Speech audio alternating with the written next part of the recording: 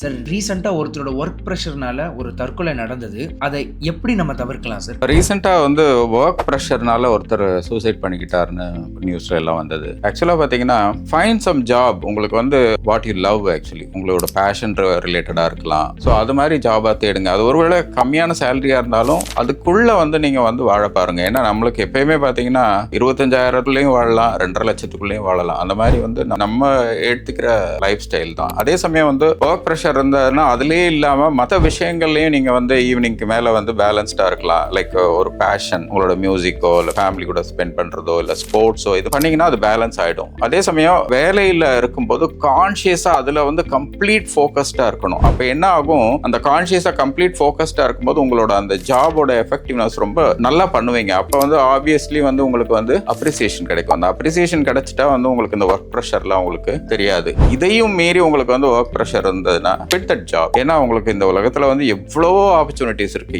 தைரியமா குவிட் பண்ணுங்க. அதே சமயம் சூசைடல்ன்றது இட்ஸ் தாட்ஸ் தான். அந்த மாதிரி ஒரு மாதிரி எண்ணங்கள்லாம் வரும்போது நீங்க வந்து அதை டெவலப் பண்ணாம வெறுமைப்படுத்திக்கிட்டே இருங்க.